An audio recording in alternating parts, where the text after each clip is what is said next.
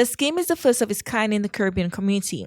It leverages satellite data, government-backed premiums, and a phased approach to implementation. Lynch Insurance Brokers and RIP Administrator Damian Bowen highlighted 3 key aspects of the program: the product, the process, and the payout.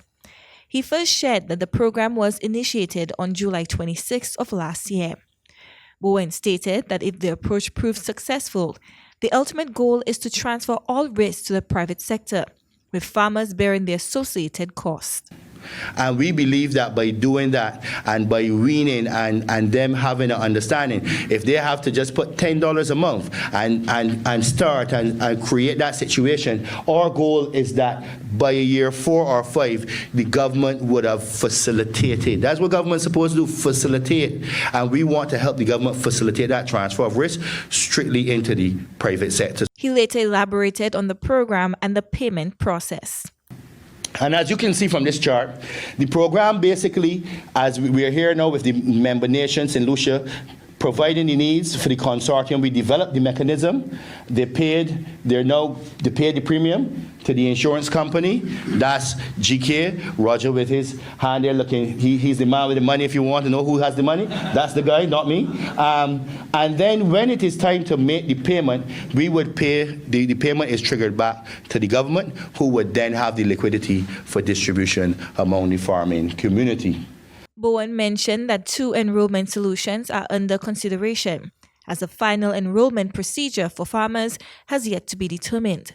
One option involves a pre-enrollment and certification process, where farmers can register either through a government-led initiative utilizing the Ministry of Agriculture's list of 1,068 banana and plantation farmers, or via a self-registration web portal.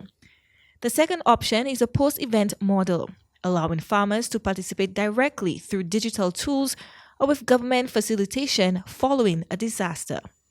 Agriculture, Fisheries, Food Security and Rural Development Minister Honorable Alfred Prosper also addressed the audience, reflecting on the process of bringing the idea to Cabinet and successfully securing an allocation of $1 million in the sector's budget.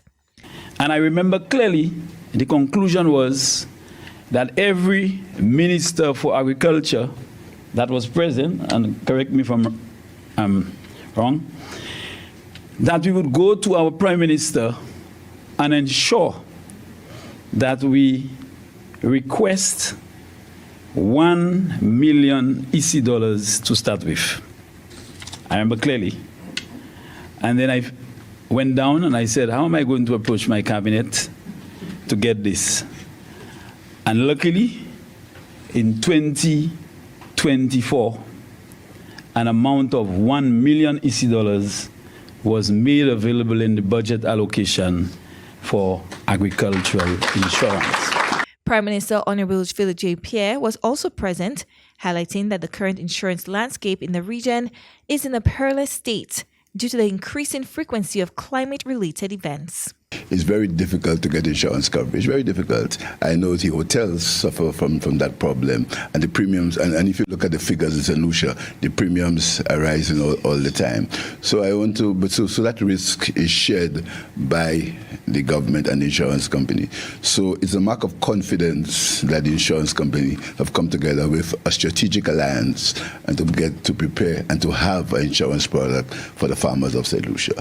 I want to thank them for doing that. St. Lucia is the first country in the region to implement the RIP-back insurance scheme.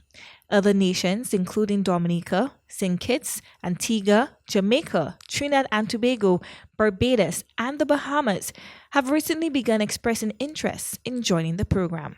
Chloe Dantes, NBC Prime.